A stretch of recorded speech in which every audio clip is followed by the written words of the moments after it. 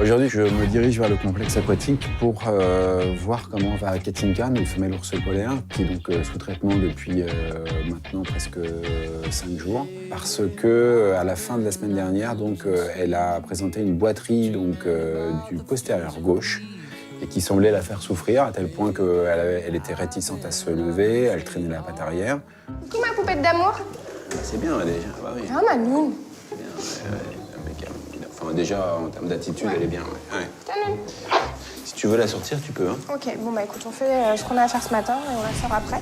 Ça roule. Donc, je permets à Katinka de sortir. Et puis, prochain contrôle, ça sera après l'arrêt de l'anti-inflammatoire, de l'antalgique, pour voir comment ça évolue sur la durée une fois qu'on a enlevé ce traitement. Sab, ils sont vers où? Enfin, on arrive là. Je sais pas si on va savoir à qui ça, ils sont tout en bizarre. On me prévient qu'il y a 10 katas plus un lémur front blanc, Nosy Combat, qui sont sortis de l'enclos. Allez là! C'est un peu la fête, ouais. C'est la grande évasion, là. C'est la grande échappée. J'ai l'impression qu'ils sont dans la cour des lodges, là. Ouais. S'ils leur prennent l'idée d'aller chez les tigres blancs ou chez les ours polaires, ils vont passer un mauvais quart d'heure. C'est pas le roi lion ici, hein. C'est pas la savane africaine, tout le monde vit bien. Allez, les gars!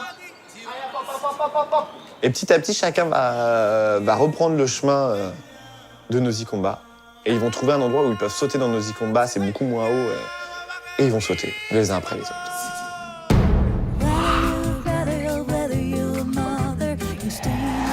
Il va ma grosse patate d'amour? Ça fait longtemps qu'on a fait les vitamines. Hein.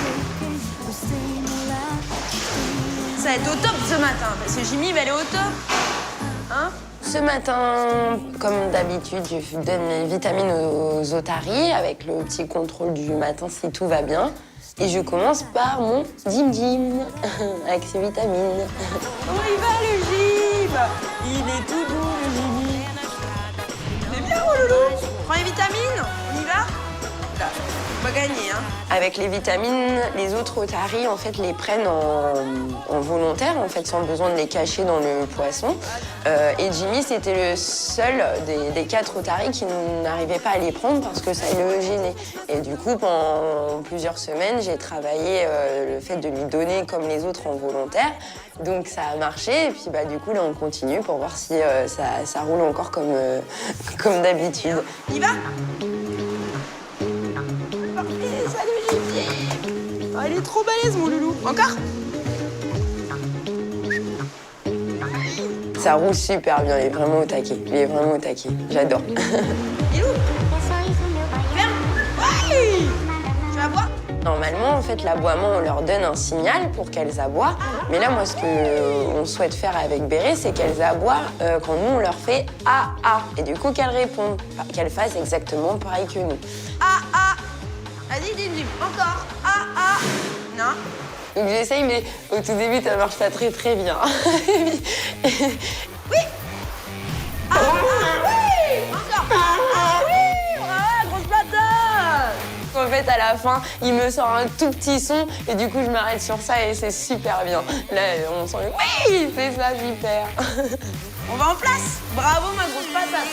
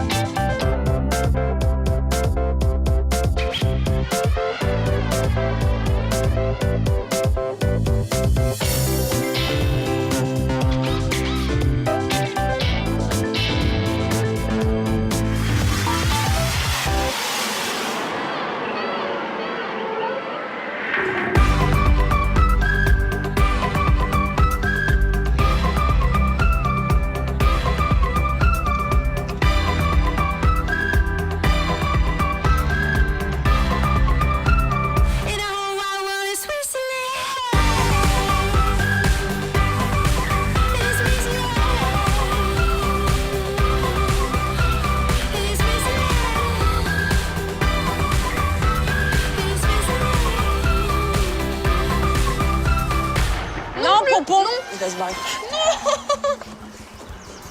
Regarde-les, mais en même temps, c'est tentant pour des gamins.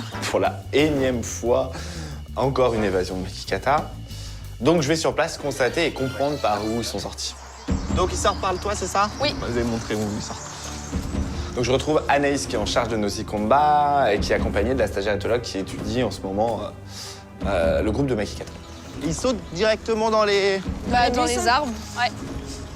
En fait, comme les fils électriques, ils vont pas jusqu'au bout du toit, ils se mettent juste à la pointe et ils sautent là.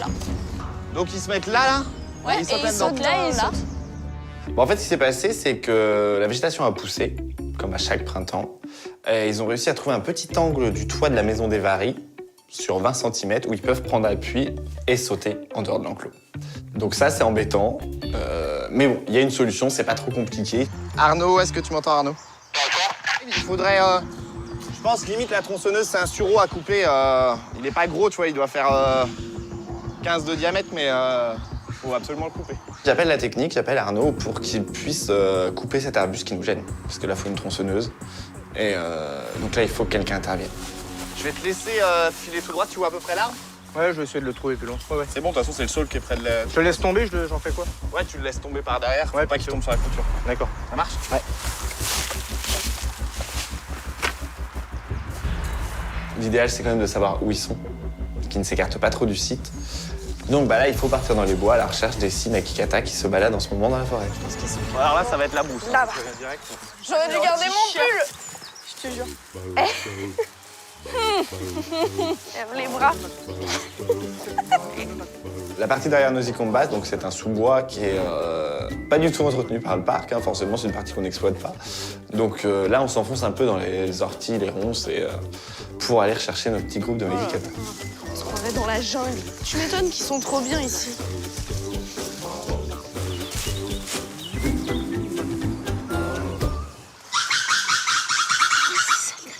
Ah! Je vous ai vu, hein? Allez, on y va, là! Je les repère à un moment où, à l'intérieur de l'enclos, certains font le cri d'alerte, donc forcément, ça fait bouger les autres. Et c'est là que je les repère, je vois les 6. Les 6 sont présents. Pas plus stressé que ça, tout va bien pour eux. Hein. Cyril. Bah oui, ça vient de faire le cri d'alarme, là. Ouais, Cyril. Donc je suis à Nosy, en fait, ils sont derrière, tu vois, dans la partie entre la route et Nosy Combat. Il y en a 6 dehors, par contre, là, on peut pas faire grand-chose, ils sont dans le haut des chênes. Enfin, je serais d'avis de pas les repousser parce qu'on va faire plus de mal que de bien, je pense. De l'autre côté, il y a la route. Donc, moi, j'ai pas envie de traverser cette route parce qu'après, ils sont plus sur la boucle du zoo. Donc, je préfère qu'on attende. Ils vont revenir. On jette un œil, mais je pense qu'ils vont revenir d'eux-mêmes à un moment ou à un autre dans la journée. Hein. Ok, ça marche. Bon, bah, je fais comme ça.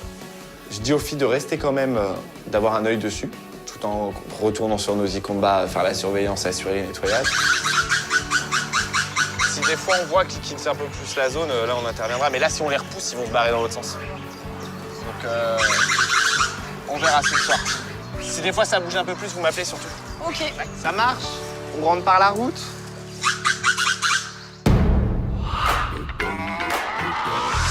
Girls hit you hallelujah. Girls hit you hallelujah. Cause Uptown Funk don't give it to you. Saturday night and we in the spot. Don't believe me, just watch. Come on.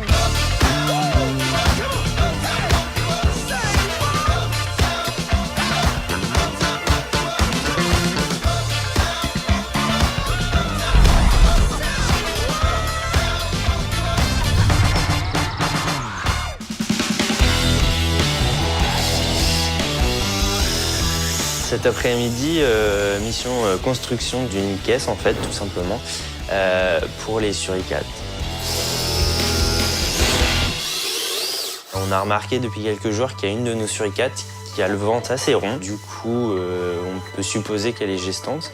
J'en avais parlé avec Cyril et il me disait que ce serait bien qu'on ait plusieurs endroits dans l'enclos pour qu'elle puisse choisir vraiment l'endroit où elle va mettre bas. Donc, tu sais, sur le dessus, peut-être laisser un trou pour que la lampe chauffante, elle... Bah, vaut mieux qu'il soit... Non, il vaut mieux qu'il soit... En fait, ça va avec le bois, ça va, tu vois. Ouais, ça va passer une chaleur un peu uniforme. Ok, ça va. Tu vois, il faut que tu aies une chaleur un peu diffuse. Si tu mets un trou, l'animal risque de pas se sentir en sécurité. Ok. rechercher l'aspect un peu confiné du terrier, tu sais. Ok.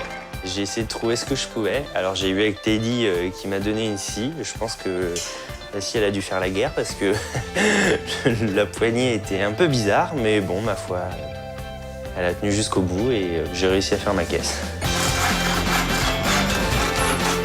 Voilà.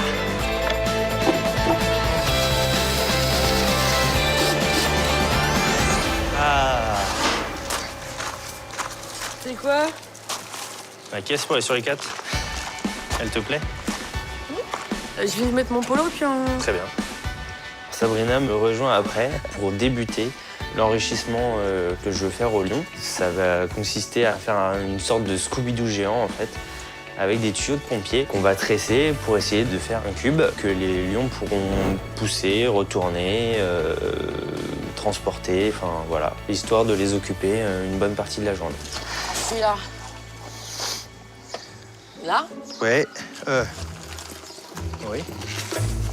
En fait, c'est pas compliqué, mais tu fais des Scooby-Doo avec des fils de Scooby-Doo, pas avec des trucs de pompiers. Mais bon, dans mes lointains souvenirs, tac, on fait une boucle, on passe en dessous, tac, tac, machin. Attends, lui, on l'a envoyé quand? On vient de l'envoyer, celui-là? Ouais. Ouais, alors celui-là. On va mettre celui-là. Tu comprends, Jo? Non, pas du tout. Ouais, je me dis, tu vas pas m'aider. Je comprends pas tout en fait. C'est vrai que j'ai un peu de mal, mais ouais, à deux cerveaux, on va y arriver. Ici? Pourquoi pas celui-là? Par contre, non, celui-là, on s'est encore craqué. Parce que lui, on peut pas le repasser par-dessus, tu vois? Putain, la Charlotte, tu faisais bien des Scooby-Doo, toi? Bah, j'ai surtout... Vous vouliez faire un hamac? Du tout. Un cube? Charlotte nous a entendus en train de s'essayer au Scooby-Doo et donc elle est venue participer à cette fabrication. Où est la petite, là? Là, la petite. Et la petite là-bas? Ah. Il y a une couille dans le thé. Ce Scooby-Doo ne ressemble pas du tout à Scooby-Doo. Je le mettrai pas en porte-clés, hein, ça c'est sûr.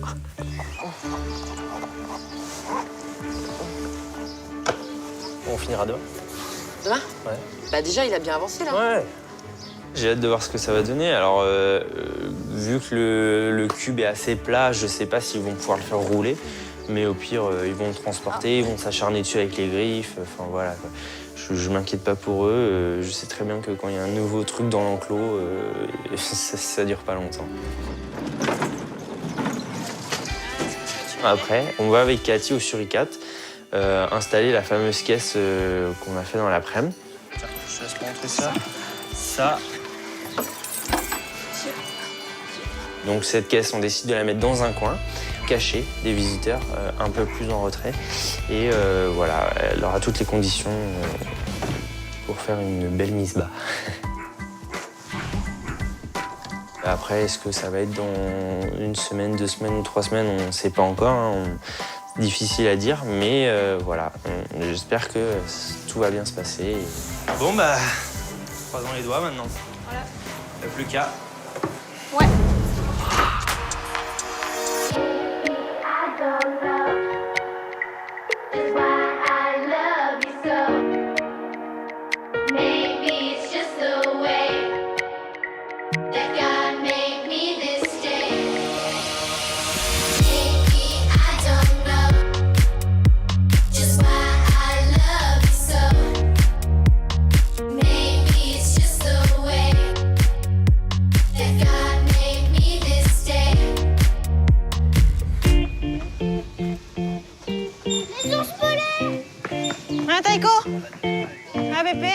Je vais aux ours polaires pour rentrer Taïko et Cathy pour permettre à Stéphane de rentrer dans l'enclos pour mettre une plaque dans le basket.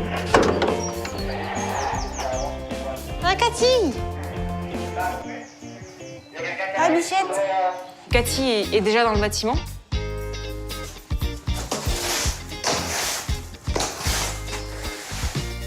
Quand je rentre dans le bâtiment, je commence par nettoyer les loges.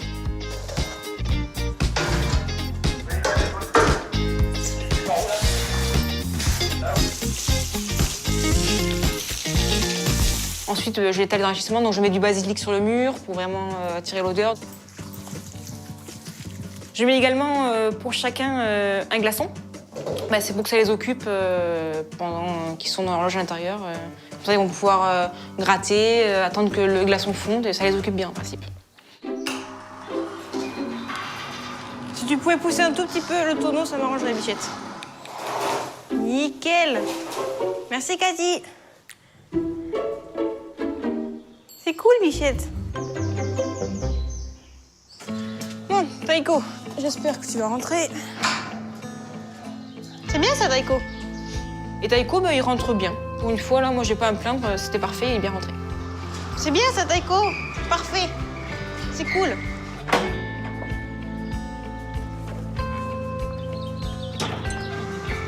Oui. Ça va, tu vas bien? Ça va. Il faut que je t'emprunte ton toki. Oui. En fait, on avait trouvé des... Ça va, tu vas bien? Ça va. Bonjour. Bon, tu m'as bien verrouillé les trappes. Pas de mauvaise surprise? Normalement, ça devrait aller. L'équipe m'a réservé une petite surprise une fois de plus. Écoute, voilà, ils m'ont demandé de descendre dans le bassin des ours polaires pour essayer de fixer une grille en fait d'aspiration que Taïko évidemment s'amuse à déclipser régulièrement, etc. Taïko, j'ouvre? Tu vérifies bien quand même que les... J'ai pas encore mis les barres de renfort, il vient tout juste de rentrer. Très bien, donc tu vas mettre les... Ok. C'est juste une mesure de sécurité supplémentaire. Pour le coup, quand il s'agit de plonger, voilà, on est à 3 mètres sous la flotte, on voit rien, on sait pas ce qui se passe et tout. Descendre en toute sécurité en se disant que voilà, on va pas se retrouver face à un ours polaire au fond de la piscine, c'est plutôt intellectuellement, c'est plutôt sécurisant.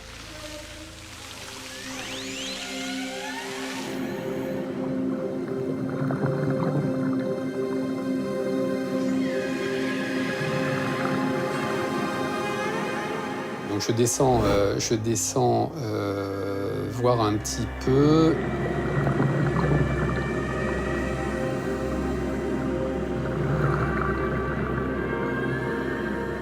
Et là, évidemment, quand j'essaie de fixer la grille ne correspond pas aux côtes. Donc quand j'arrive avec la grille, je peux pas la fixer, quoi. Voilà. Ça fait une combien? 40-40? Ça fait au moins 42, 42, 42, 43, 43.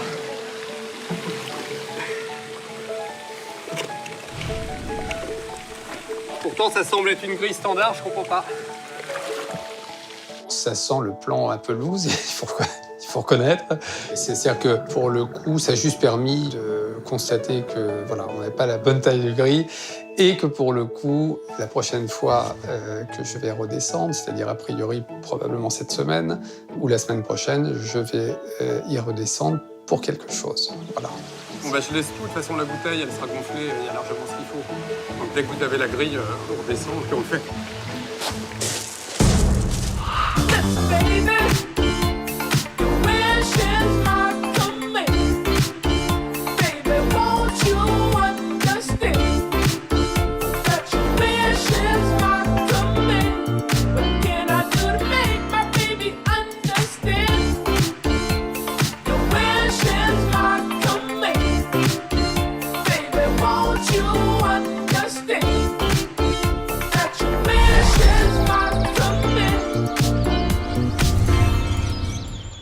Les oiseaux pour Cyril, les oiseaux. Tu es où là, Mélanie? Je suis allée à peser à la fauconnerie. Ok. En fait, j'ai été averti fin de semaine dernière que des bébés coatis étaient nés. J'ai pas eu l'occasion d'y aller. On a des bébés coatis pour toute la communauté des gens, si ça vous intéresse.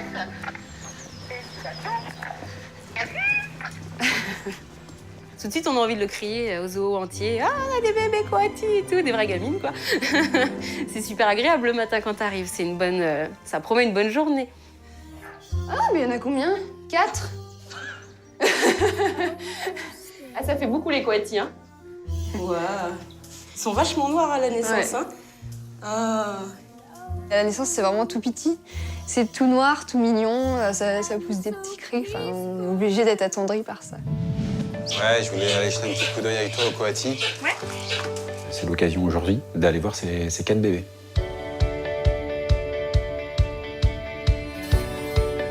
Il faut rajouter un peu de 1, parce que là c'est froid. Hein. Ouais, là, faut lui refaire une... Bah là, elle doit être devant, enfin, du moins dessus. Pauline a bien vu les 4 bébés ce matin, tout le monde bougeait bien.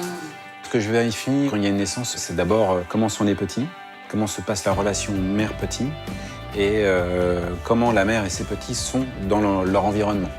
Bon, bah, très bien. Eh bien, écoute, on voit pas grand-chose, mais pas content de vous rajouter bien une bonne couche de litière. Ok.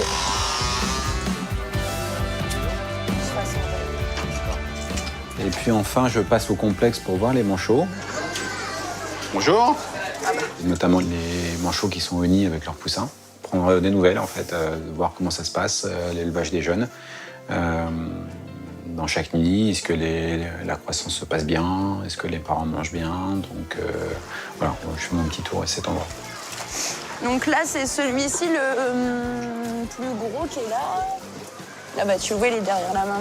Attends, je te laisse. Elle a la petite tête. Ah oui, d'accord. Tu vois? Ah, oui. Ah, il est beau déjà. Il est beau, hein, t'as vu? Aujourd'hui, j'ai la chance de pouvoir les voir assez bien au fond du nid. La mère est suffisamment décalée pour que je puisse voir les petits dessous, en fait.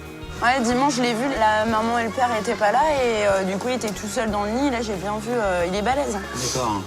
C'est le premier, celui-là? Oui, c'est le premier qu'on a découvert, ouais. Je vais la nourrir. Tiens, Pépette, on va.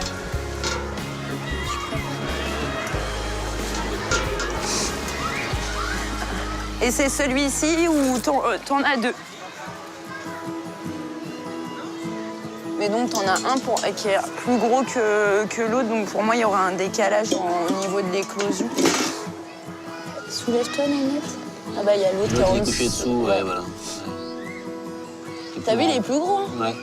A priori, tout se passe bien pour l'instant. Donc, on en a qui sont, comme souvent, hein, plus développés que d'autres, qui sont un peu plus chétifs, souvent les seconds de couvée, par exemple. Donc, mais en tout cas, pour l'instant, tout va bien. Lui, pour moi, ça doit être le dernier qui a éclos. Voilà. 3 bébés. Bon. Du coup, c'est sa patte encore comme la même quand on est parti avant de partir à Yémen. Exactement pareil. Il n'y a pas de blessure, de plaie ouverte, mais sa patte est aussi gonflée. Elle n'arrive pas à la poser et c'est très gonflé en dessous au niveau du coussinet. Cathy boite à nouveau. Des symptômes qu'on avait déjà rencontrés il y a quelques semaines, qui s'étaient très bien résolus suite à un très haut traitement qu'on avait mis en place. Dans les 48 heures, on avait vraiment eu de bons résultats.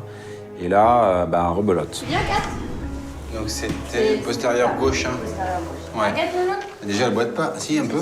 Je vais te la faire passer sinon après. D'accord. Ça m'inquiète parce que d'autant plus que c'est Cathy Poupette. Que Cathy n'est pas toute jeune non plus, elle a 24 ans et que il y a quelques mois c'était encore la même patte donc, et que ça la gêne. Forcément, elle ne s'appuie pas. Cathy, next. Allez à Cathy.